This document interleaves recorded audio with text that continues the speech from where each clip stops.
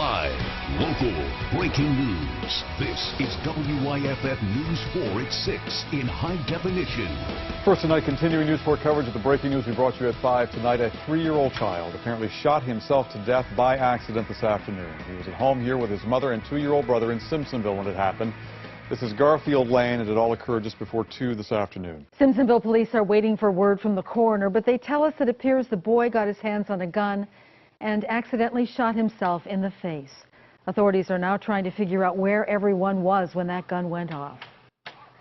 That's one of the things that we're trying to determine right now, is where each person was in the house whenever the incident occurred. We do know that the child was in, the deceased child was in a bedroom, but we're not sure where everybody else was at this point. And investigators tonight tell us there was no father in the home. He reportedly passed away from cancer this past May. We are continuing to gather information for this story, and you'll find it first on WYFF4.com, and of course the latest tonight on WYFF News 4 at 11. Staying in Greenville County, deputies right now trying to figure out how photos of some upstate middle school students may have been traded for child pornography. 2 former school employees were arrested last week on charges of child porn. WYFF News 4's Tim Waller is live and local at Malden Middle School with the very latest for you tonight. Tim, a very active investigation here. Absolutely, Michael. Authorities tonight are still combing through the computers of those 2 employees, trying to figure out exactly what images they may contain, and I'm told that could take a couple of weeks. As we first told you all on Friday, these 2 men, a PE teacher here at Malden Middle School, Daniel Archer, and Christopher Madison Smith, a former employee at Ralph Chandler Middle School, were both arrested. Both were taken into custody after the Greenville County Sheriff's Office was alerted by the National Center for Missing and Exploited Children, which had received the tip that the 2 men were downloading child porn. Authorities say pornographic images were found on both of their personal computers, that is, images of young children engaged in obscene acts. Now, in Archer's case, authorities say they found pictures and video of middle school students here at Malden Middle as they took part in physical activities at the school.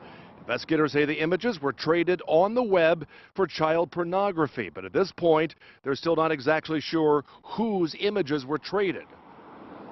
Our investigators are working with the district's administration to try to see if they can identify these children and figure out the best means to contact them. And he says a task force, which includes the U.S. Department of Homeland Security, is right now trying to figure out exactly whose images were traded there.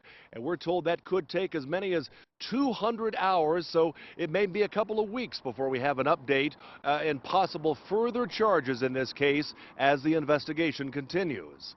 Tim Waller, WYFF News 4, live in Malden. Tim, thank you for that. Now to Spartanburg County, where a man was sentenced to more than 7 years in prison for possession of child pornography. Kenneth Griffin Jr.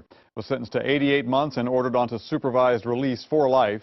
Griffin admitted he had been looking for child pornography by using chat rooms on Yahoo. Tonight, 13th Circuit Solicitor Walt Wilkins is meeting with law enforcement to look into any possible criminal charges concerning officials at Bob Jones University.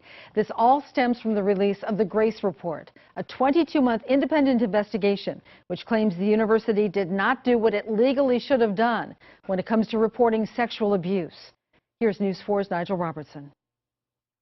You're dealing with lives here. So we're going to take it one step at a time. We're going to look at the allegations. 13th Circuit Solicitor Walt Wilkins says he is meeting with law enforcement to look into any possible criminal charges after the release of an independent investigation into sexual abuse violations at Bob Jones University. The allegations in there specifically talk about encouraging people not to report, talk about handling sexual abuse measures internally without law enforcement investigation. Well, some of those allegations could rise to a number of criminal violations. First, Wilkins wants to know if anyone was discouraged from reporting sexual abuse. Second, he wants to know if people knew of reports of abuse and didn't report it. Third, Wilkins wants any possible victims who haven't come forward to do so. There's nothing to be afraid of now. In today's world, this is unacceptable in our community. If you are a victim, you are a victim.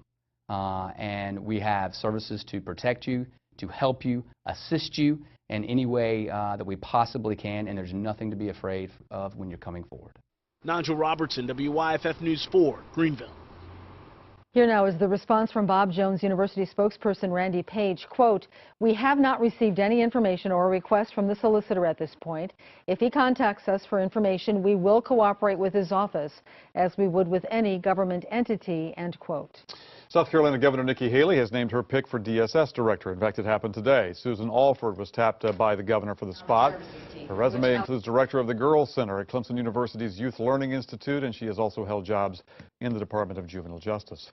An industrial manufacturer is investing $110 million for a new facility in Greenwood. Portucel SA expects that'll create 70 new jobs. The company converts forest matter into wood pellets. Portucel says the hiring will begin in January. Here's a live look at Western Carolina University. A bomb threat this weekend delayed graduation. The school says university police evacuated 7,000 people, including the 600 graduates. No one was hurt. The ceremony was moved to the football stadium. The Jackson County Sheriff's Office is working with campus police to investigate that threat. The Asheville police tell us this man robbed the same store twice and stole more than $18,000 in cash. Police say Guillermo Negrete robbed the Chapala Tienda grocery store on Hendersonville Road. It first happened, they say, back on November 25th. Police believe he got away with nearly $6,000 at that time. They say he robbed the same store again last night, making off with more than $12,000. Negrete tonight is charged with robbery with a dangerous weapon. A 12-year-old girl hit in the head by cannon shrapnel over the weekend is improving at Greenville Memorial. That's according to her family. Deputies in Anderson County say two of the girl's relatives fired a homemade cannon in a field across from Denver Downs Farms on Saturday afternoon. This is video of the scene. Deputies say the girl was watching from a distance, and when the cannon apparently exploded, she was hit in the head with shrapnel. Deputies say no one will face charges because the girl was hurt by accident. The girl's grandfather told WYFF News 4 today that the family is asking for prayers and for privacy. And a little girl is recovering tonight. Police say she was run over by a Christmas parade float. It happened during the Weaverville Christmas parade. Police say she was sitting on top of a float with her feet dangling above the front tire, and they say she was soon pulled underneath. We don't know how badly she's hurt exactly, but officials say it's not life-threatening.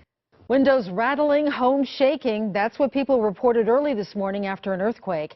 The quake struck at 2 o'clock just north of Lenoir in Caldwell County. The U.S. Geological Survey says it was a magnitude 3.0 quake. No injuries were reported during all that shaking.